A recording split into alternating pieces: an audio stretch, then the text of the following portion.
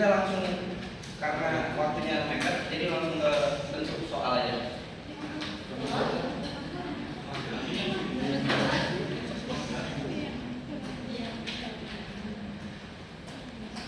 Nah, di sini ada beberapa rumus fungsi permintaan sederhana. Pertama, fungsi eksplisit Q sama dengan F buka kurung P kurung misalnya Q sama dengan 100 dikurung 2P. Nah, di situ terus ada fungsi inverse P sama dengan G buka kurung Q kurung misalnya P sama dengan 50 dikurang 1/2.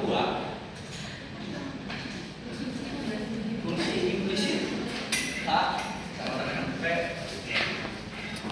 dan I sama dengan 0, misalnya 20 dikurang 2P kurang I sama dengan 0. Nah, di sini ada contoh soal pertama. Bila harga kuenya 600, maka jumlah kue yang akan dibeli sebanyak 50 kue. Kemudian, bila harga kue naik menjadi 1000, jumlah kue yang diminta menjadi 30 kue. Di sini ada beberapa pertanyaan yang akan kita jawab bersama.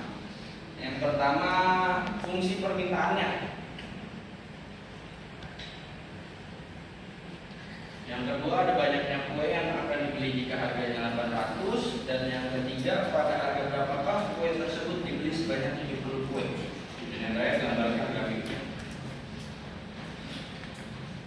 Ya, ini kita jawab yang pertama, fungsi permintaannya.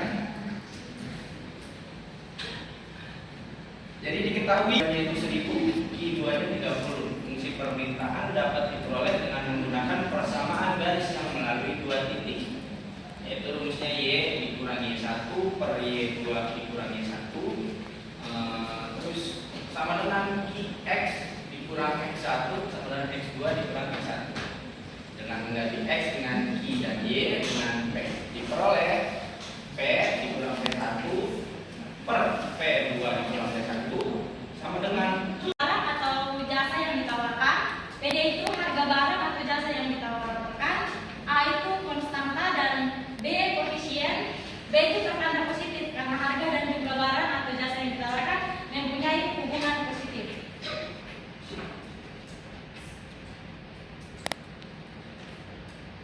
Di sini ada contoh soal. Pada tingkat harga Rp50.000, banyaknya barang A yang ditawarkan produsen adalah 150 unit. Sementara itu, pada harga Rp100.000, barang tersebut ditawarkan sebanyak 350 unit. Yang ditentukanlah A, fungsi penawarannya, B, banyaknya barang A yang akan ditawarkan jika harganya Rp125, C, pada harga barang, berapakah barang tersebut ditawarkan sebanyak 200 unit, dan D, gambarkan grafiknya.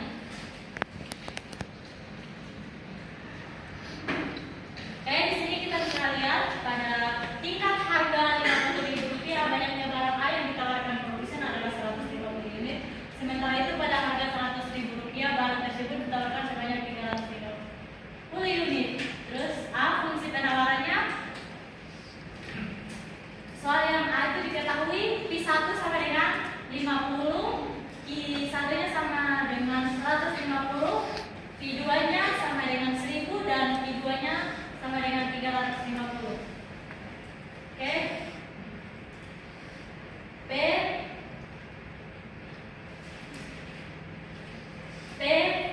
kurang P1 per P kurang P2 kurang P1 sama dengan Q kurang P1 per 2Q per P1.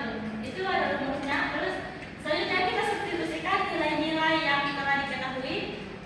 Tadi situ harganya itu P di situ 50 per 100 kurang 50 sama dengan Q itu adalah produsen yang ditawarkan itu 350 dikurang 150. Jadi P kurang 50 per 50 sama dengan Q sama dengan 150 per 200. Terus 200 dikali Q sama dengan dikurang 50 sama dengan 500.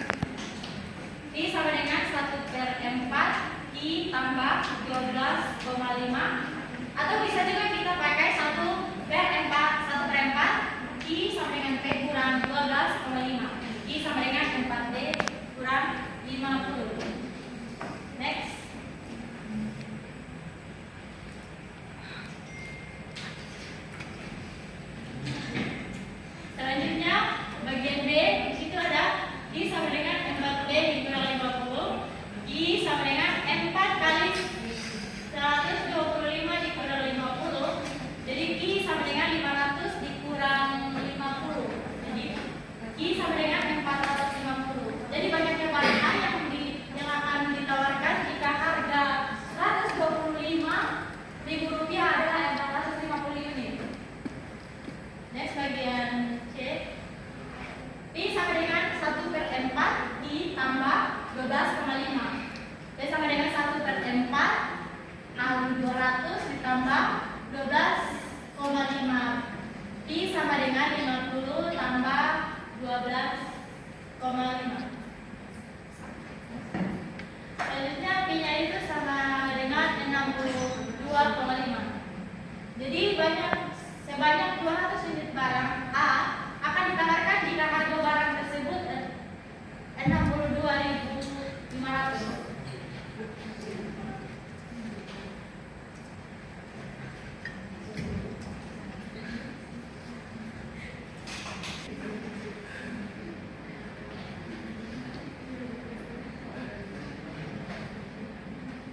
Kita lanjut ke keseimbangan pasar. Dengan sederhana,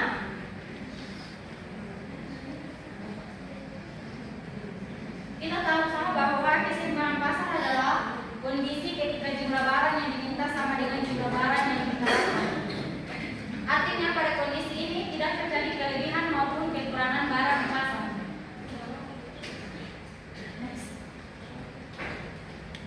Contoh soal.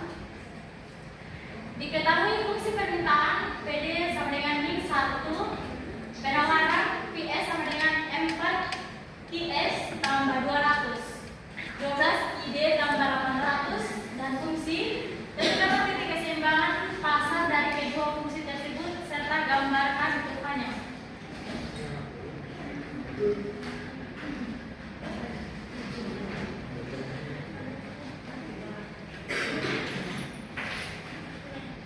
Diketahui fungsi permintaan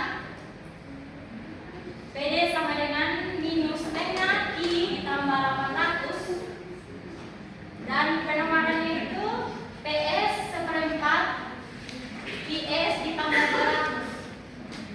Untuk syarat terjadinya keseimbangan pasar itu adalah PD sama dengan PS atau PD sama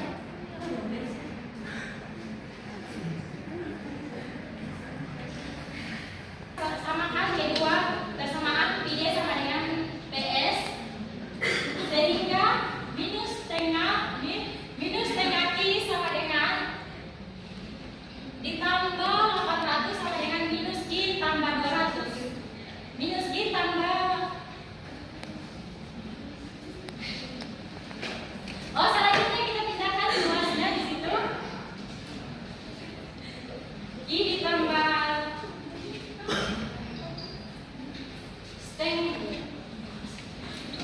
I tambah 1/2 Q sama dengan 800 kurang 200.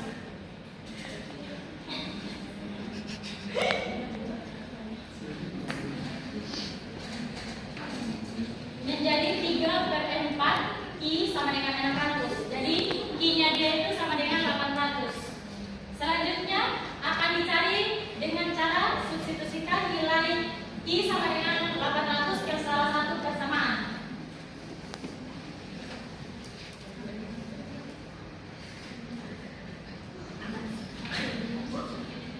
P sama dengan 1/4 IS ditambah 200 sama dengan 1/4 dikali 800 ditambah dengan 200 sama dengan 200 tambah 200 itu hasilnya 400.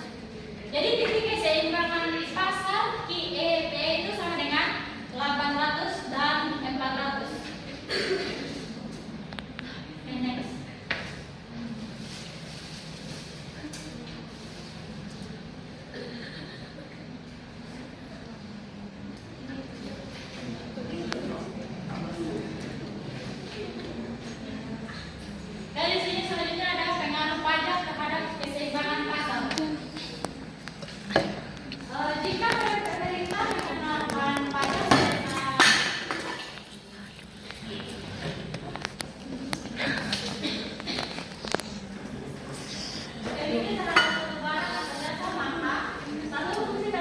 akan berubah sebelum pajak S1 Ya.